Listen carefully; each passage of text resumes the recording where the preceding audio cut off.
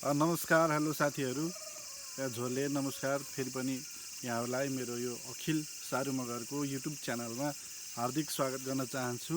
र आज चाहिँ हामी धेरै लामो समयको अन्तरालपछि फेरि पनि हाम्रो यो अर्ग्यानिक भिडियो लिएर यहाँहरूमा उपस्थित भएका छौँ। र आज चाहिँ हामी विगत 3-4 महिना अगाडि लगाएको प्याज र लसुन चाहिँ उखाल्ने कार्यक्रम भइरहेको छ र त्यो काम चाहिँ आज हामी गर्न गइरहेको छ। यहाँ चाहिँ हाम्रो अब धेरै पानी परेको हुनाले अब चाहिँ बर्खा लागिसक्यो र धेरै यो पानीले भिज्यो भने हाम्रो प्याजहरू कुहिने सम्भावना बढी भएको हुनाले आज चाहिँ हामी प्याज उखाल्न गइरहेको छौँ। लसुन र साथै लसुन पनि लगभग आज हामीले जति सक्छ त्यो उठाएर यहाँहरूलाई देखाउने नै छ। र यो हाम्रो भिडियोलाई यो मेरो भिडियोलाई चाहिँ लास्टसम्म अन्तिमसम्म हेरेर साथ गरिदिनुका लागि म हार्दिक अनुरोध गर्दै आजको हाम्रो प्याज र लसुन उखाल्ने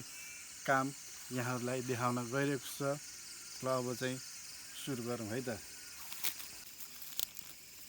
त्यसो गर्दा त हात दुखिन्छ।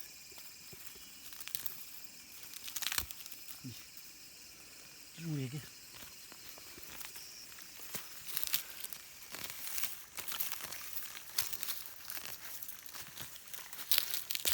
यति भएन के भयो।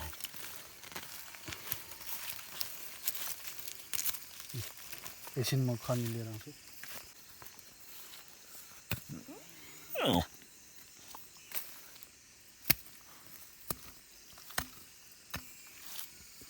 आफूले हो कि झन् तल घरको देखायो।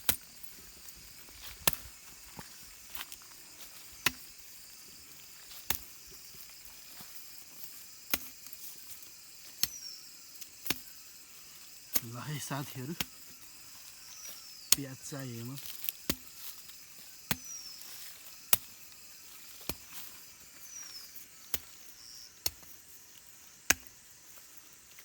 सम्पर्क गर्नु हो।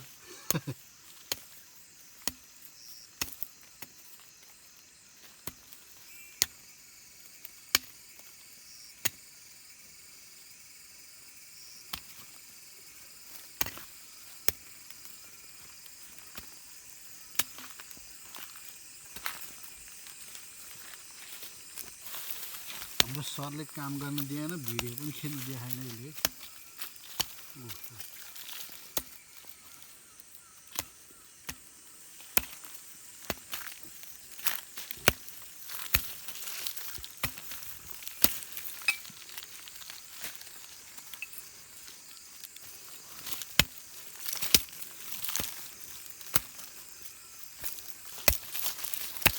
एकदम लोकल हामी आफै बिरुवा जमाएर रोपेको प्याज हो यो।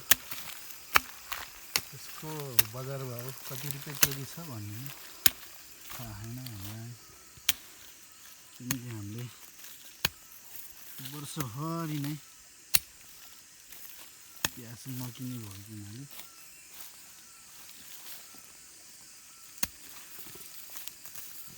यसपालि चाहिँ 1 क्विन्टल जति बेच्ने लक्ष्य राखेको छ हामीले। हेरौँ त्यो लक्ष्य चाहिँ पुरा हुन्छ कि हुँदैन।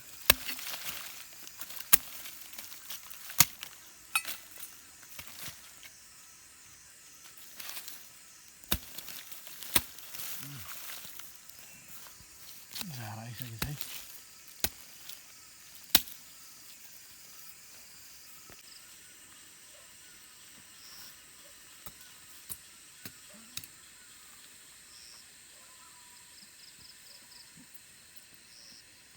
बोरा त हुनु लागिसक्यो त, खानै भयो त्यो प्याज उखाल्ने कार्यक्रम।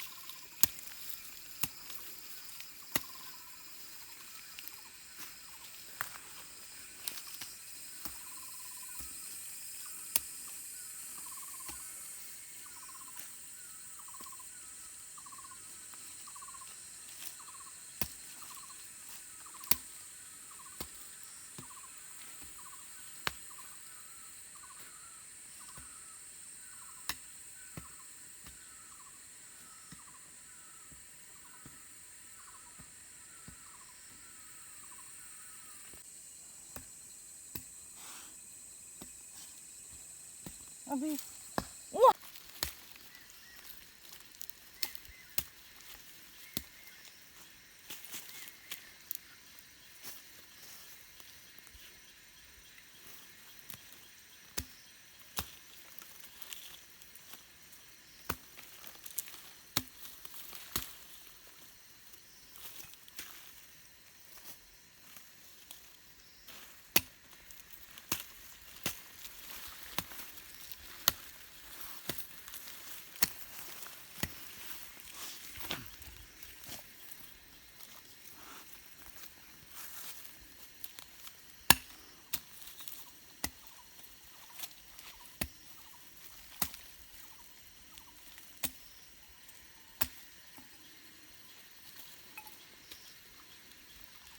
है एक बोरा त हुनुलाई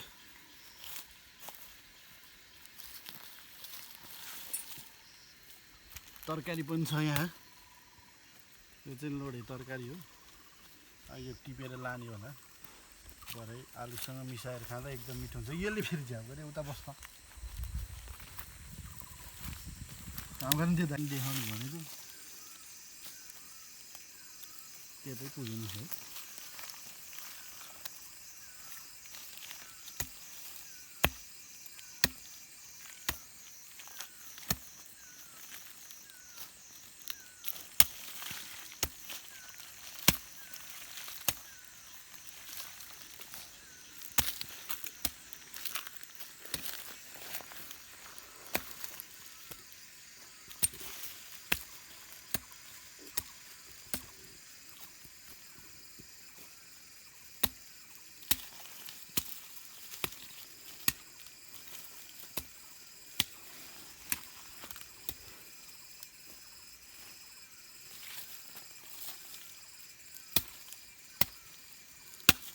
एकदम मिडियम खालको के भन्छ अरे एक छाकमा एउटा हाल्न मिल्ने खालको प्याज रहेको छ।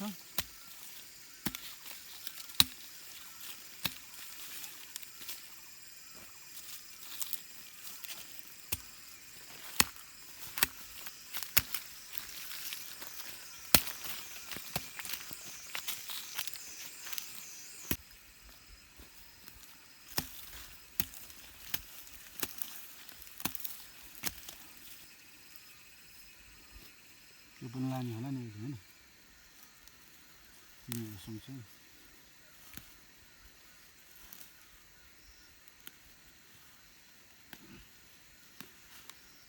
तरकारी पनि रहेछ।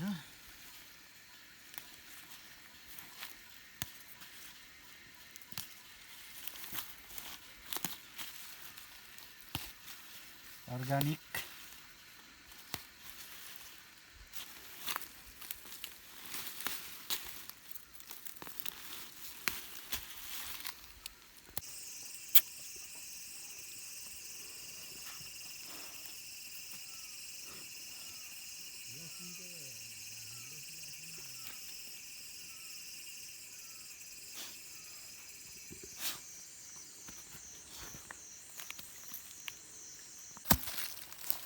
यत्रो छ त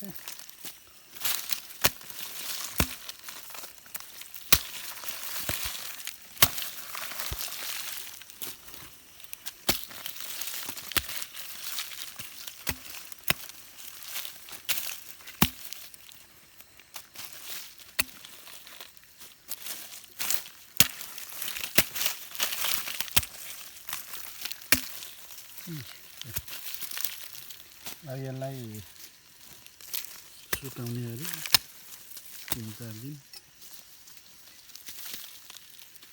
3-4 दिन घाममा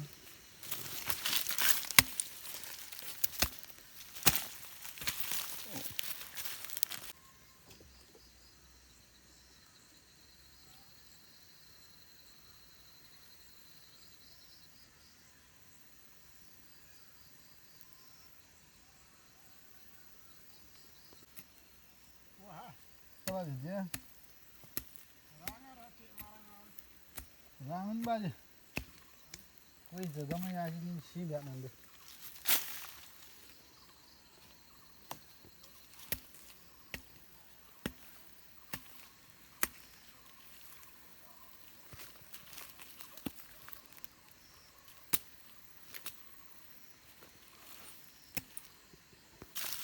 आफैले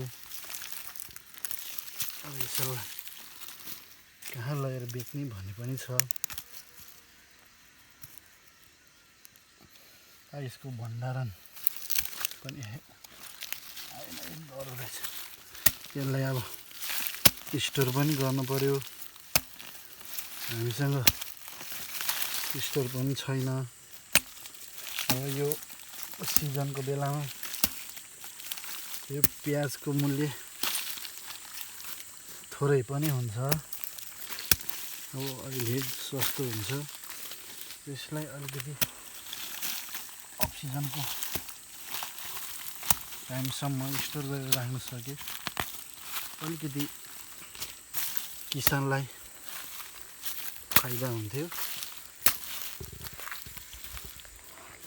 त्यो चाहिँ हाम्रो अब हामीले स्टोरै गरेर राख्न सक्ने अवस्था पनि छैन।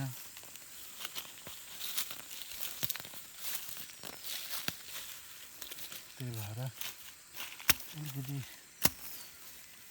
किसानलाई समस्या पनि छ।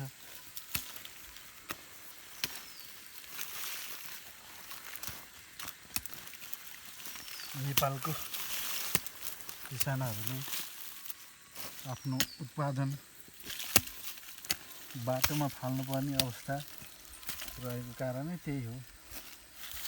अलिकति लामो समयसम्म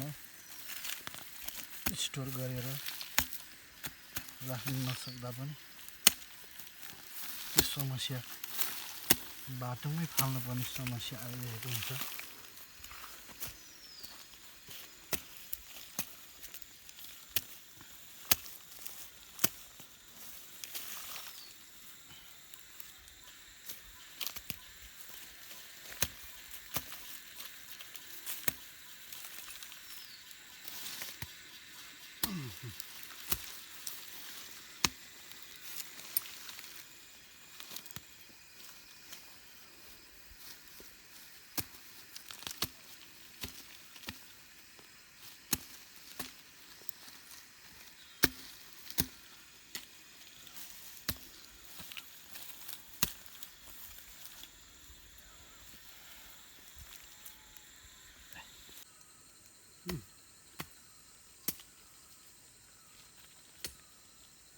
प्याज खन्नु भने के भन्छ यो लसुन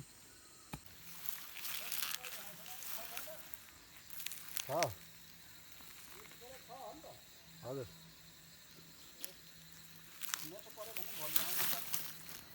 भोलि शनिबार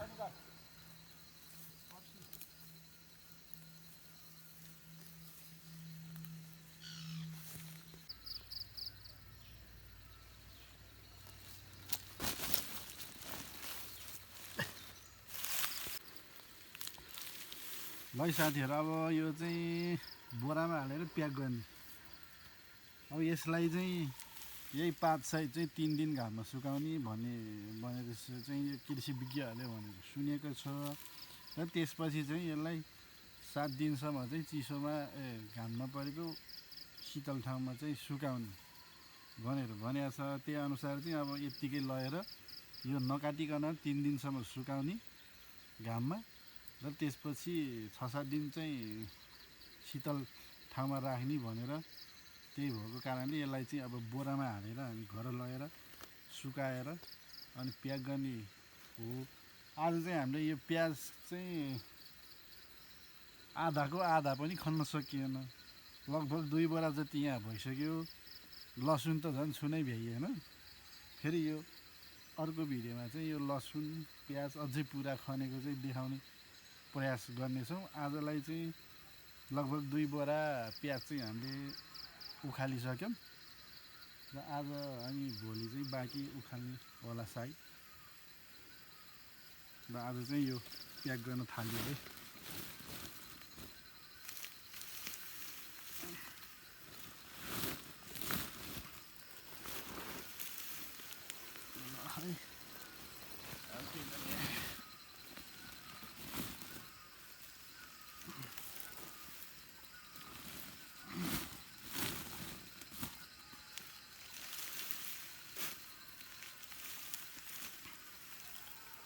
कोल्ड स्टोर त थियो, तर त्यो कोल्ड स्टोर चाहिँ अझैसम्म सञ्चालन भएको छैन। त्यसलाई चाहिँ के मिलेको छैन। तरकारी एकदम छुट्टी छ।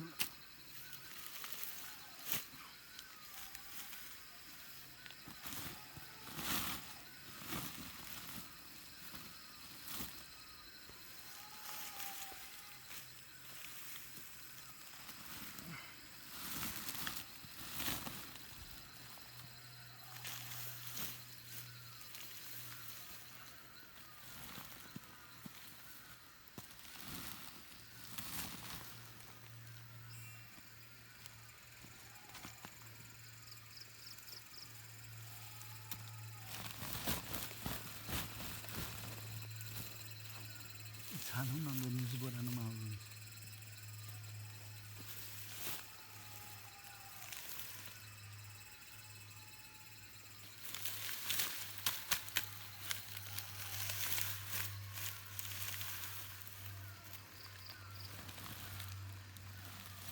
थाहा मान्छे पनि छैन फेरि।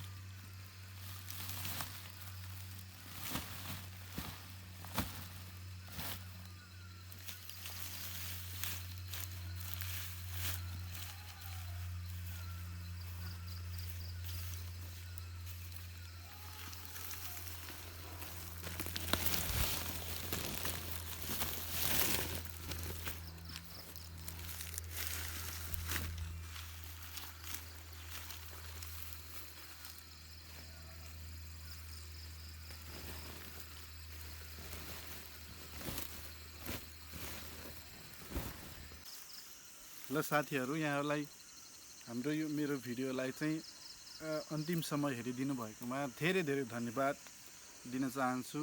र यहाँले लाइक सब्सक्राइब गरिसक्नु भएको छ भने फेरि एकदमै मुरी धन्यवाद दिन चाहन्छु। भने यहाँहरूले लाइक र सब्सक्राइब अनि हाम्रो च्यानललाई लाइक र सब्सक्राइब गर्नु भएको छैन भने प्लिज मेरो यो अखिल सारू मगर युट्युब च्यानललाई चाहिँ सब्सक्राइब गरिदिनुको लागि हार्दिक अनुरोध गर्दै अब फेरि यस्तै भिडियोहरू लिएर छिट्टै यहाँहरूमा उपस्थित हुने बाचा गर्दै आजको हाम्रो यो प्याज र लसुन खन्ने कार्यक्रमबाट बिदा हुन चाहन्छु। हस्त, धन्यवाद।